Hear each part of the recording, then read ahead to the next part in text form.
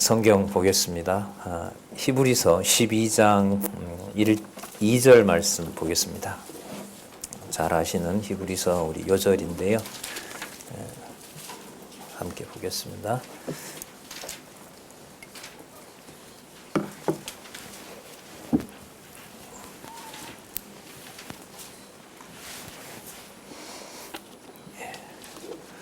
우리 같이 한번 읽어볼까요? 이제 12장 2절 같이 한번 읽어보도록 하겠습니다. 시작. 믿음의 주여 또 온전케 하시는 이인 예수를 바라보자. 저는 그 앞에 있는 즐거움을 인하여 십자가를 참으사 부끄러움을 개의치 아니하시더니 하나님 보좌 우편에 앉으셨느니라. 아멘. 네.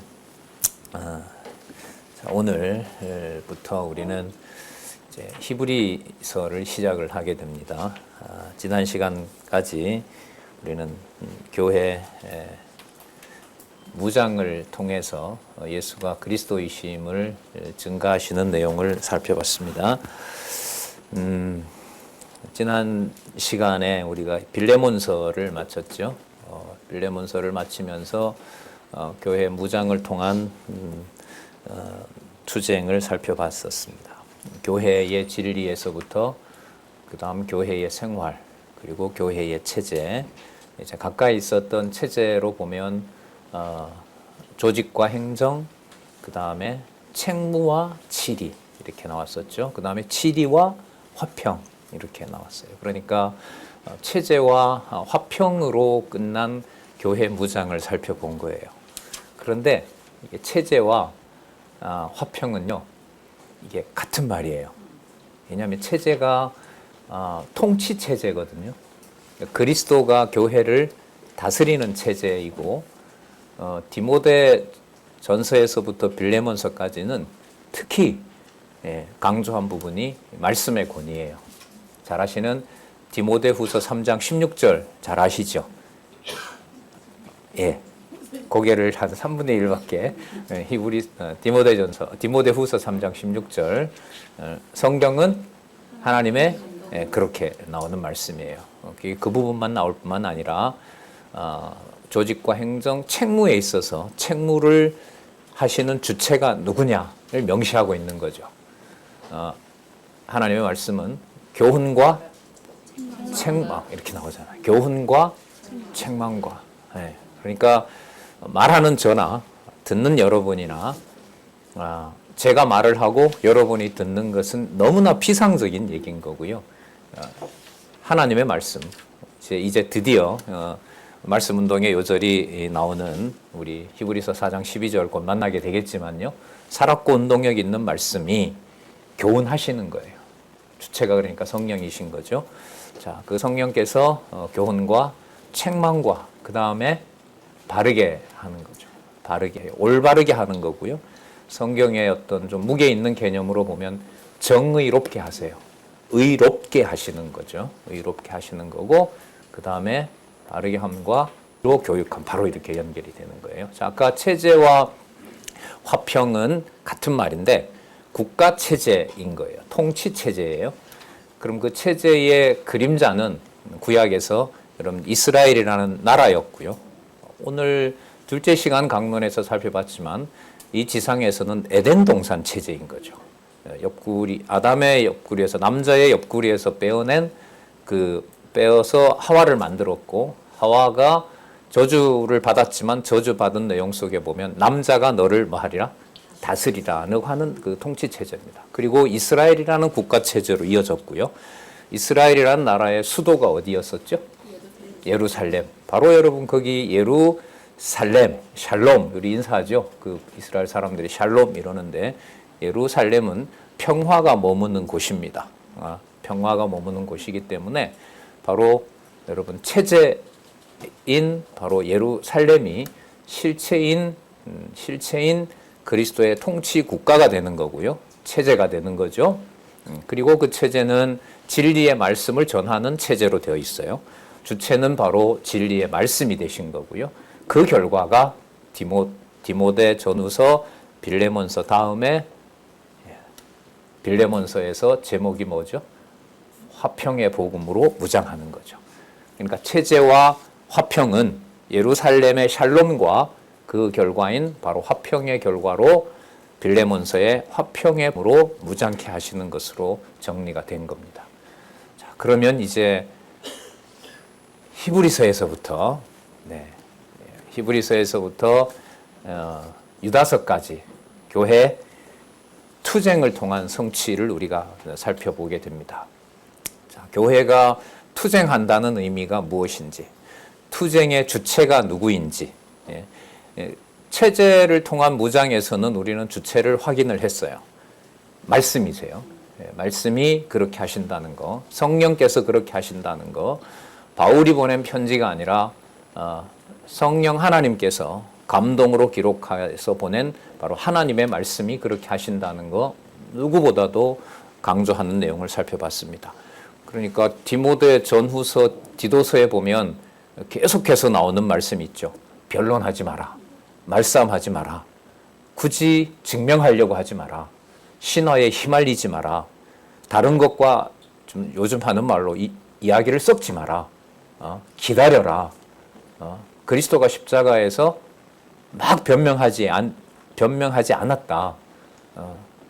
말씀을 전할 수 있는 기회가 때를 얻든지 못 얻든지 반드시 온다. 그때를 위하여 기다리고 인내하고 참고 그때 정확한 말씀을 전하도록 해라. 이것까지 약속하신 내용이 바로 디모데 전후서예요.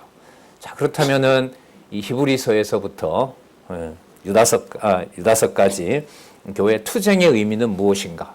그래서 이 투쟁을 생각할 때에 디모데 전서에서부터 빌레몬서까지 나온 주체를 누가 그렇게 하신다? 성령께서. 더 구체적으로는 살았고 운동력이 있는 하나님의 말씀이 이러는 거죠. 그래서 이제 제가 기도할 때도 요즘은 이제 거의 그렇게 합니다. 말씀을 사모해서 하나님의 말씀이 우리를 이 자리로 불러 모아주셔서 감사합니다. 그 말씀의 능력이 하시는 겁니다. 왜냐하면 여러분들이 혹은 10년, 몇 년, 혹은 30년, 또 40년 넘으신 우리 선배들도 계시잖아요. 그분들에게 성령께서 깨닫게 하시고 그 깨닫게 하신 말씀이 주일날 자신에게 주신 사명과 자신에게 주신 소명을 성도들을 만나서 하나님께 찬양하는 마음으로 온유한 마음으로 그렇게 주일을 보내기 위해서 이 자리에 말씀이 우리를 인도하셨다. 이렇게 이제 이해를 하고 있습니다. 그럼 이때 투쟁의 의미를 세속에서 말하는 투쟁은 당연히 아닐 것이고요. 그 다음 빌레몬서 이후에 나오는 히브리서에서부터 요한계시록까지의 투쟁의 의미가 무엇인지를 우리가 생각을 먼저 하고요. 이제 히브리서로 들어가서 살펴보겠습니다. 자, 우리 성경 신학 저자인 우리 원로께서는 히브리서에서부터 유다서까지 좀 큰 화면을 아까 준비되어 있던 것 같은데요. 교회 투쟁을 통한 성취. 자, 화면 있으니까 우리 한번 정리하도록 할까요? 사도행전의 1장 12절에서부터 28장까지 교회 창립에 의한 성취. 이건 2019년 개론인 것으로 보입니다. 그 다음에 창립한 교회를 어떻게 하시냐면 양육하시는 거죠. 양육하신 교회를 무장하시는 것을 우리가 지난 시간에 살펴봤고요. 지금 이제 오늘부터 히브리서에서부터 유다서까지 교회 투쟁을 통한 성취 내용을 살펴보도록 하겠습니다. 사실 저렇게 히브리서를 따로 떼어서 유대주의에 대한 경계, 그 다음에 야고보서에서부터 베드로 후서까지를 세속주의에 대한 배경, 그리고 요한일서에서부터 유다서까지 적그리스도에 대한 배척. 자, 이렇게 사실 이걸 세 부분으로 나눈다는 것도 성경 전체를 먼저 신약 전체 아니면 복음서를 제외한 이른바 서신서 그리고 묵시록이라고 하는 요한계시록까지 전체를 이해하지 않으면 히브리서, 그 다음에 야고보서에서부터 베드로 후서, 그 다음 요한일서에서부터 유다서까지 이렇게 묶어서 독자들에게 혹은 말씀을 듣는 성도들에게 전한다는 것도 쉬운 일은 아니에요. 평면적으로 읽어가서는 도저히 이 제목을 붙일 수는 없어요. 자, 우리 개론 시간은 아니니까요. 우리 강론 중심으로 이제 공부를 하기 때문에 일단 간단하게 정리를 하고 본문을 살펴보도록 그렇게 하겠습니다. 자, 히브리서의 제목을 한번 보시면은 무엇에 대한 경계가 나오죠? 유대주의예요.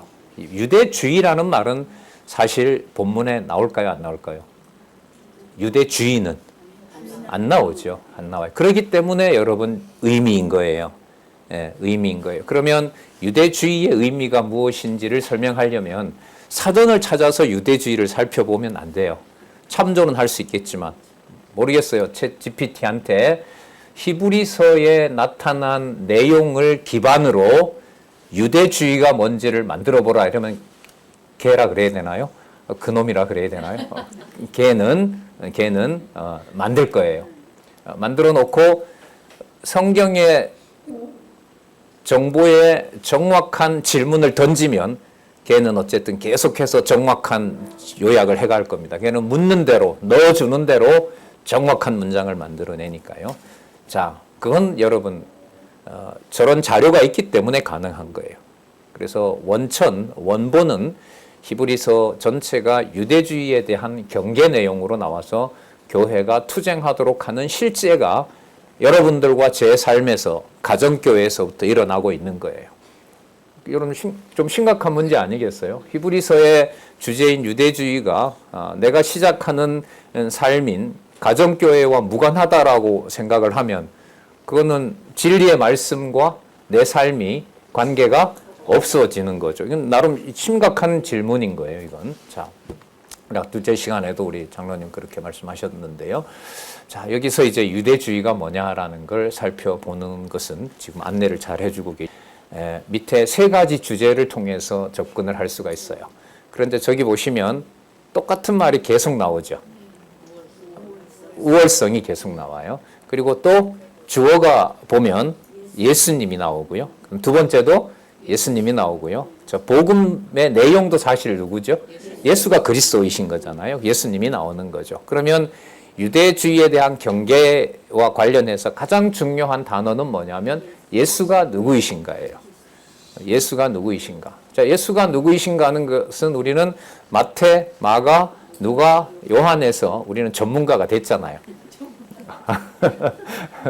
예, 마태, 마가, 누가, 요한에서 예수님의 직임과 신분과 사역과 본성, 특히 이제 여러분 이 유대주의에서 예수님의 신분과 예수님의 사역과 또 그 예수님의 그 부활과 승천 이후에 보내신 성령께서 교회를 세운 다음에 보여주시는 교회 투쟁에 있어서 복음신앙의 우월성은 여러분 일단 좀 부담스럽겠지만 마태, 마가, 누가, 요한에 나타난 예수님 이해를 바탕으로 합니다.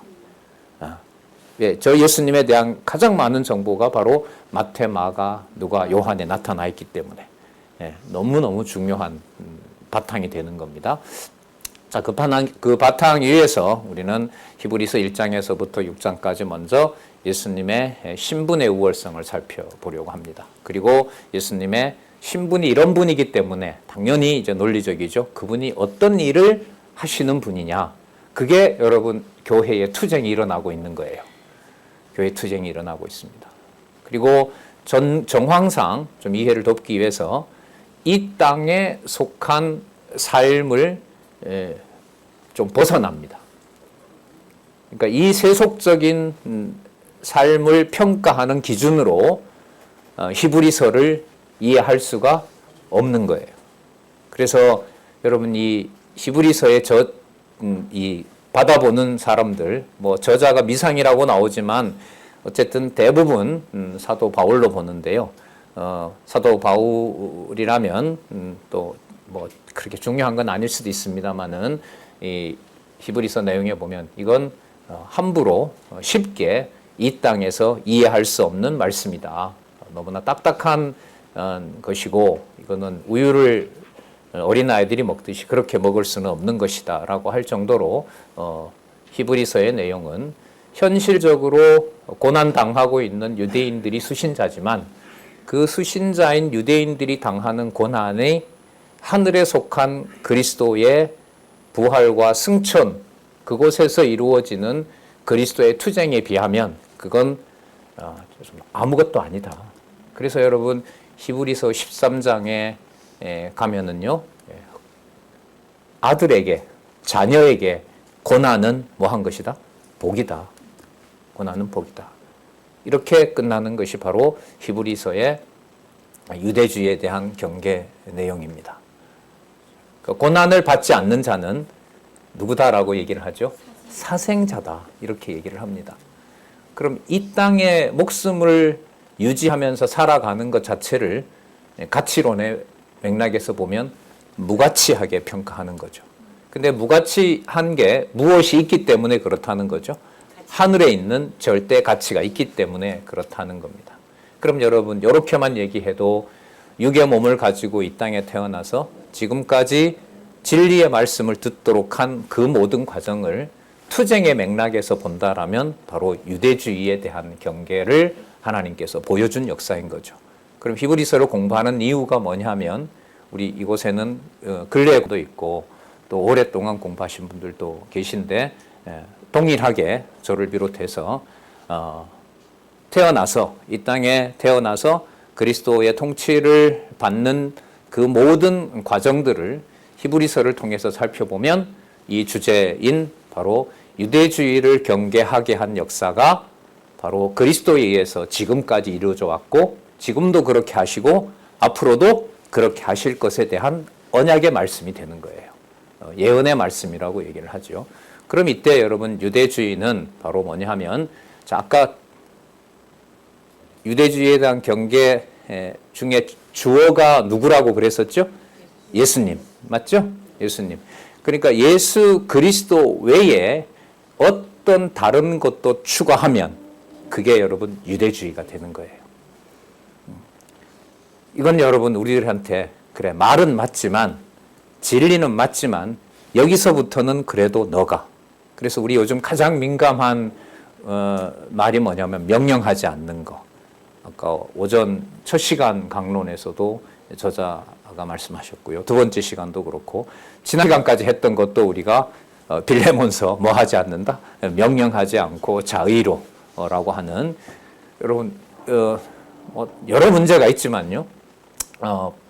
올해 총회가 대한여수교 장로회 총회가 올해 109회로 보통 얘기를 해요. 109회면 1912년이 되거든요. 12년. 1912년이 제1회 총회인데 조선예수교 장로회 총회가 열렸어요. 여러분 잘 아시죠? 1910년이 우리나라가 무슨 해죠?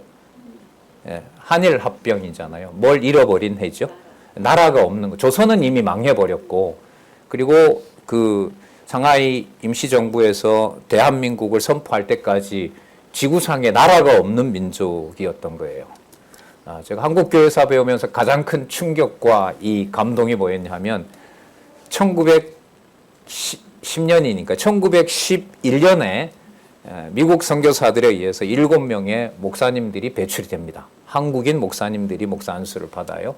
그리고 1912년에 바로 조선예수교 장로회 총회가 설립이 됩니다. 대한민국 교회의 진리를 공식적으로 선포한 성경을 하나님의 말씀이다라고 선포한 총회가 1912년에 열리는 거죠. 그러니까 무엇을 없애고 무엇을 세우신 거예요? 조선을 없애고 나라 이름이 없는 이 나라에 천국의 복음을, 천국의 헌법을 선포한 해가 1912년이에요. 제가 이 한국교회사를 들으면서 막 감당이 안 됐어요. 아, 이게 하나님의 섭리였구나. 섭리였구나. 자, 여러분 유대주의를 얘기를 드리는 거예요.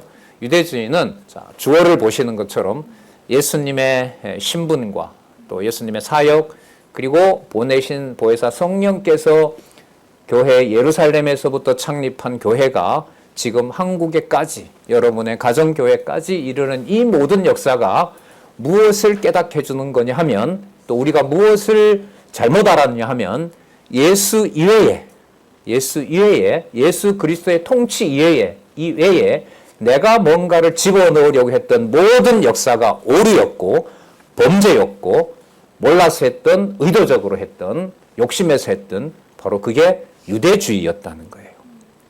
그러면 이제 뭐하고 딱 맞아요? 빌레몬서하고 맞는 거예요. 그러니까 자의로 하지 않도록 아까 대한민국 그래서 죄송합니다. 길어지다 보니 참 젊은 사람 잊어버렸는데 대한민국 장로교 총회 헌법 제1조 1항 1683년에 공포한 웨스트민스터 신앙고백서 1조를 따라서 모든 성도들의 신앙의 양심의 자유를 존중한다.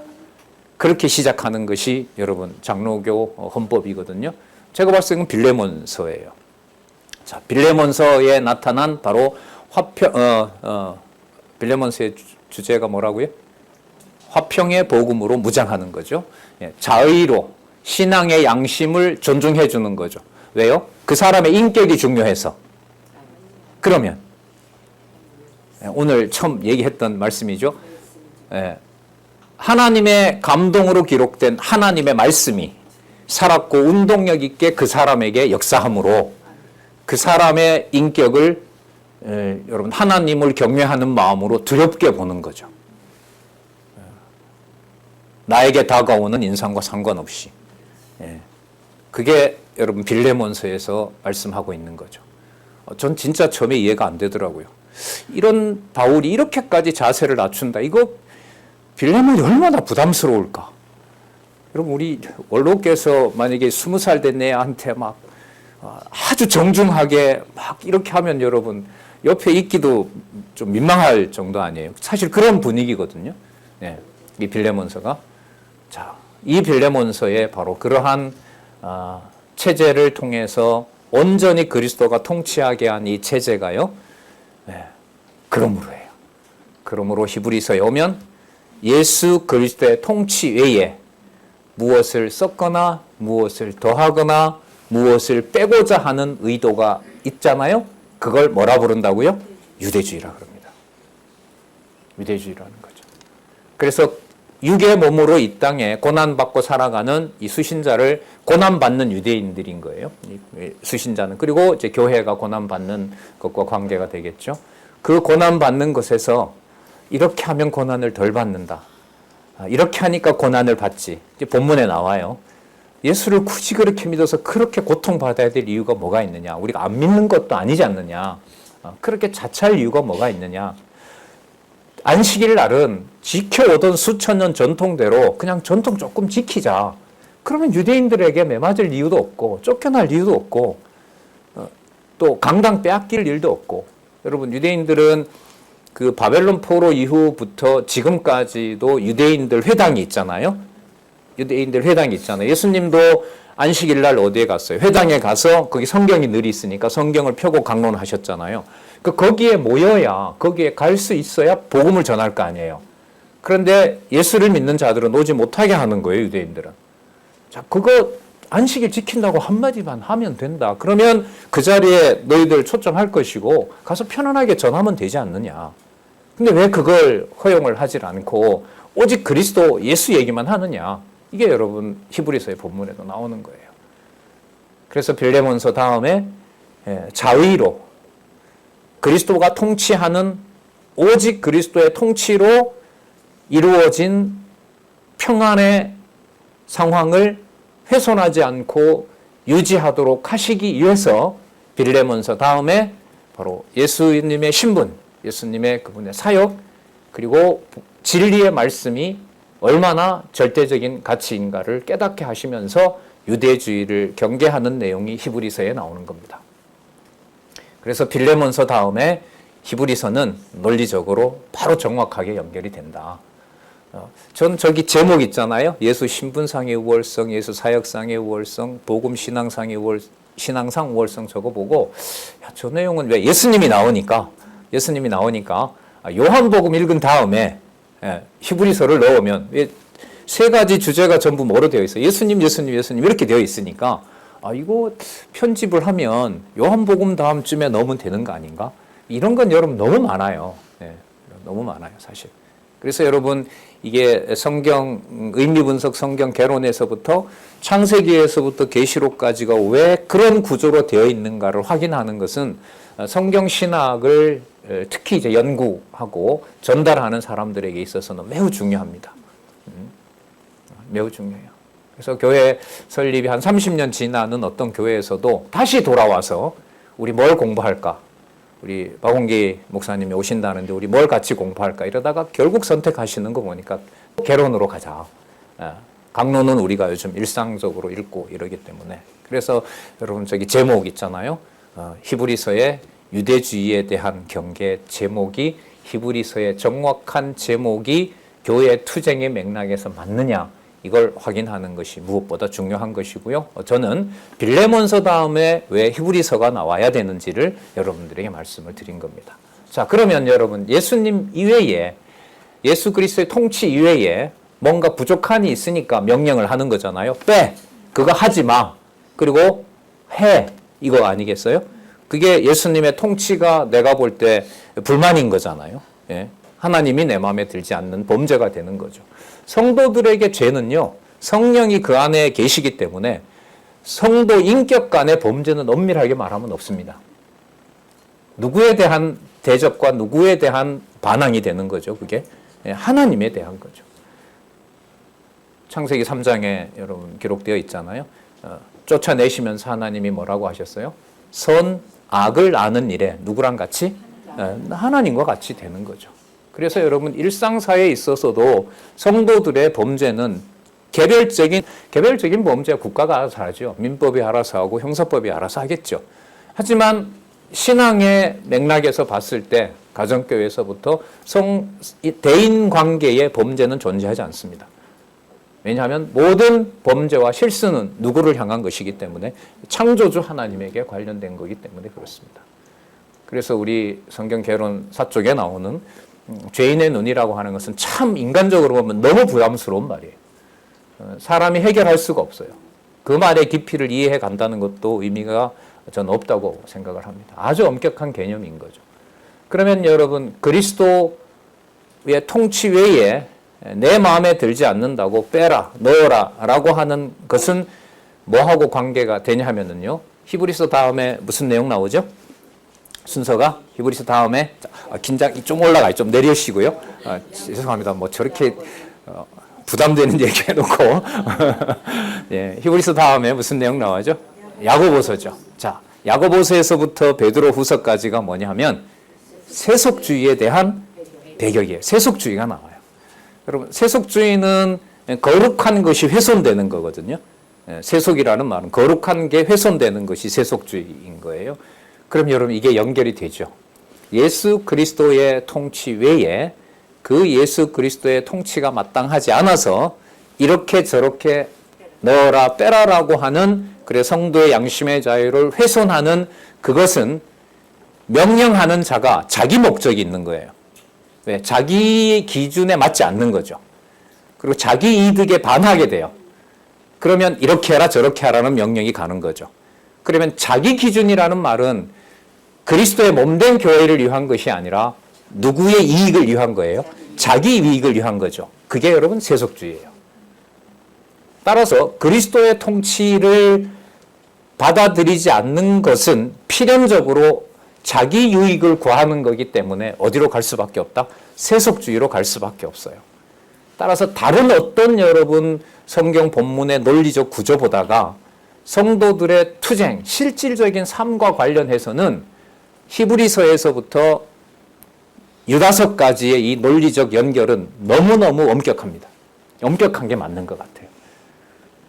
그러니까 그리스도의 통치를 따라가지 않을 때 자기의 이익과 유익을 계산할 때 유대주의는 반드시 어디로 갈 수밖에 없다. 그 속에 이미 가지고 있다? 세속주의를 가지고 있다. 여러분 세속주의를 가지고 있다는 말은 이 세상의 모든 통치 권한을 범죄한 아담처럼 에덴 동산을 장악할 뿐만 아니라 하나님과 같이 되어서 첫날부터 만들었던 영원한 천국까지 탐내는 자가 아담이었어요. 예, 아담이 타락하기 전에는 하나님이 다 보여줬거든요. 천지만물 이름이 그 사람 입에서 나온 거 아니에요. 예? 하늘, 땅, 글쎄 이렇게 말하면 좀 지나쳤는지 몰라도 여러분 구약의 낱말이 히브리어가 9천 몇 개거든요. 9천여 개가 돼요. 신약 성경의 단어를 다 카운트하면 5,600개인가 됩니다. 그러면 한 1,400여 개가 이 성경을 사용하는 언어거든요. 예.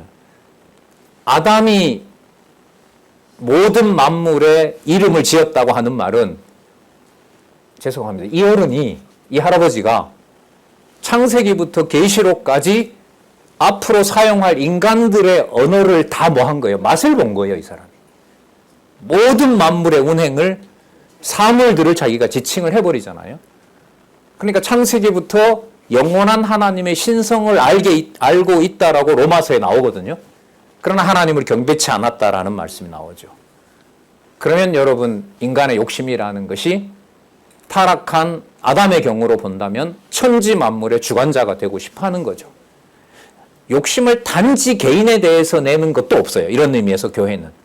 교회에서의 범죄는 하나님과 그리스도에 대한 여러분 대적이기 때문에 영원한 천국의 주관자가 내가 되고 싶어 하는 것으로 확대가 되는 거예요. 예. 그래서 예수님이 세운 율법 보면 엄격하잖아요. 미워하는 자가 이미 뭐 해버렸다? 살인했다라고 얘기를 하는 거죠. 예. 살인했다라고 얘기를 하는 거예요. 그게 바로 여러분 첫 아담이, 다르게 말하면 첫 아담이 천지 만물과 영원한 통치를, 선악과를 먹고 탐스럽고 지혜롭게 할 만큼 탐스럽더라고 했으니까 누구와 같이 될 수 있다는 걸 느낀 거죠.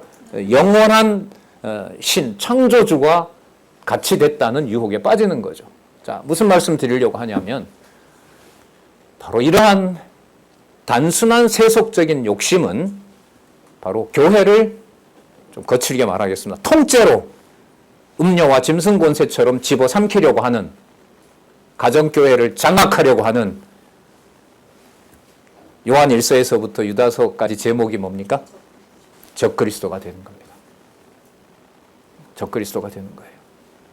그래서 여러분, 유대주의에서부터, 유대주의는 반드시 그 안에 뭘 포함하고 있고, 세속적인 자기 이해 관계로 갈 수밖에 없고, 그래서 여러분 야고보서에 잘 아시는 말씀이 나오잖아요.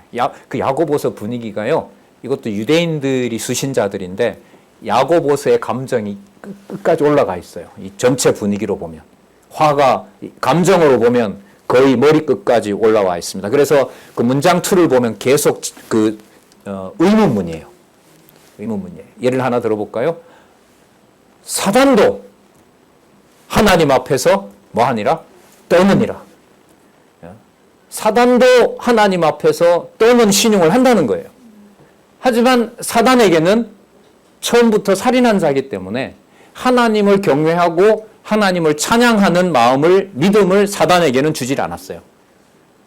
자, 그러니까 교회에서, 야고보서의 내용으로 보면 교회에서 진리의 말씀을 잘 전할 뿐만 아니라 하나님 앞에서 자신이 뭔가 회개하는 듯한 모습도 믿음이 없는 죽은 믿음이라고 하는 내용이 야고보서에 들어가 있는 거예요. 이 정도 되면 아무도 알 수가 없어요. 진리의 말씀 외에는 하나님께서 심판하지 않으면 세속주의에 빠지게 되고, 세속주의는 한 어떤 사적인 욕심을 부리는 것이 아니라 그리스도가 통치하는 교회를 내가 주관하겠다고 하는, 바로 뭐가 된다? 엔티크라이스트, 적그리스도가 된다는 거예요. 적그리스도가 된다. 그래서 제가 전공한 건데요, 신이 죽었다고 하는 그 니체가 죽기 전에, 그 사람이 미쳐서 한 11년 병석에 눕기 바로 직전에 썼던 책이 있어요. 처음에 시작을 어떻게 하냐면, 나는 왜 이렇게 천재인가?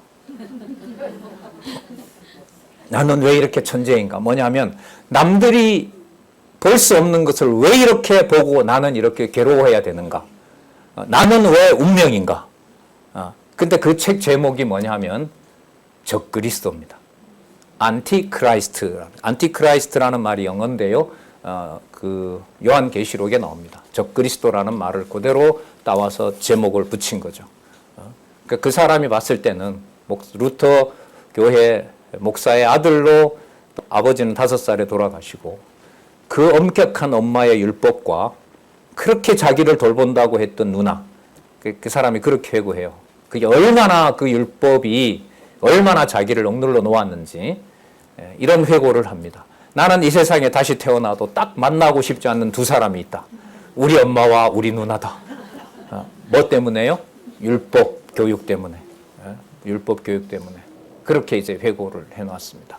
다시 돌아오면, 어떻게 보면 니체의 신이 죽었다는 명제를 이끌어내는, 인간적으로 보면 솔직한 고백이라고도 할 수 있는 바로 그 적그리스도에 대한 실체가 바로 여러분 가족에서부터, 가정교회에서부터, 바로 사적인 단순한 관계에서부터, 대인 관계에서부터 바로 그리스도의 통치를 거부하고 모든 것을 자기가 장악하려고 하는 바로 적그리스도에 대한 내용으로.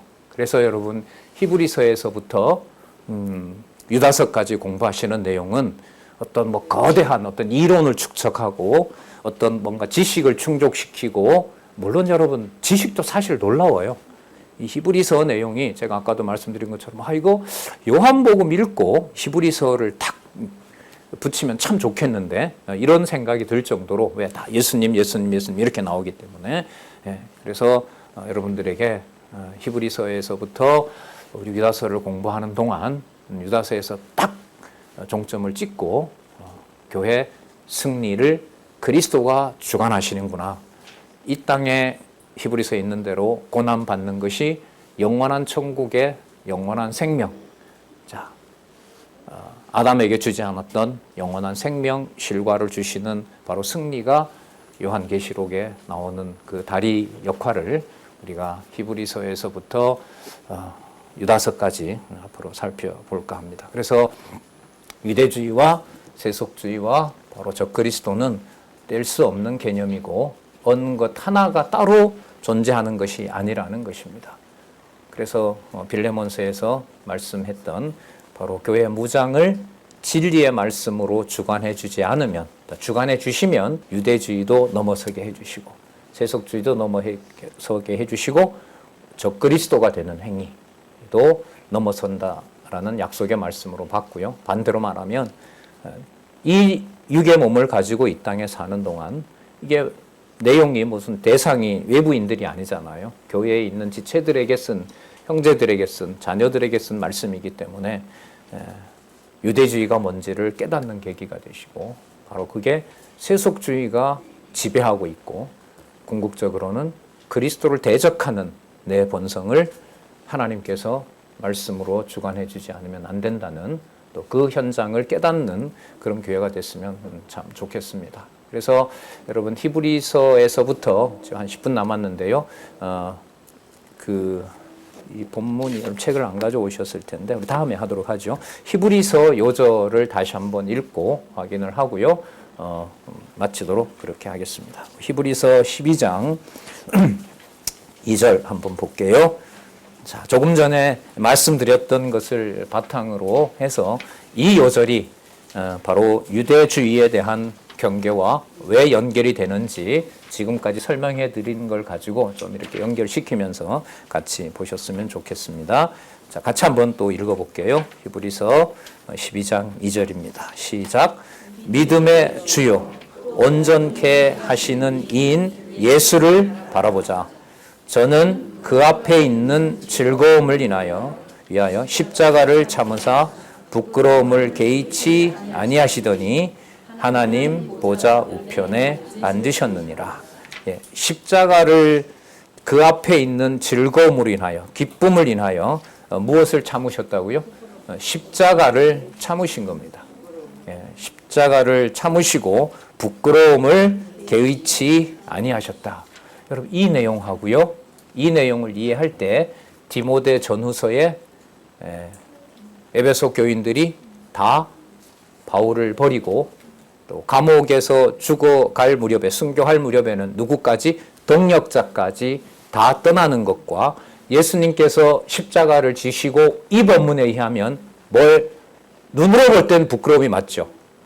잡힐 때부터 얻어맞고 침 뱉고 십자가에 다 벌거벗겨서 달아놓고 죽여야 될 죄인처럼 취급받는 그 상황을 히브리서 12장 2절은 하나님께서 더할 수도 없고 덜할 수 없는 바로 아버지의 뜻을 온전히 이루시는 것을 순수히, 여기 보시면 즐거움을 위하여, 상상이 안 되는 거죠. 즐거움을 위하여 십자가를 뭐하고? 참으시고, 십자가의 수치를 참으시고 부끄러움을 뭐하지 않다? 개의치 아니하게 하시는 것.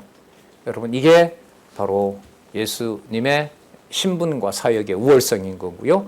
복음의 우월성인 것이고요.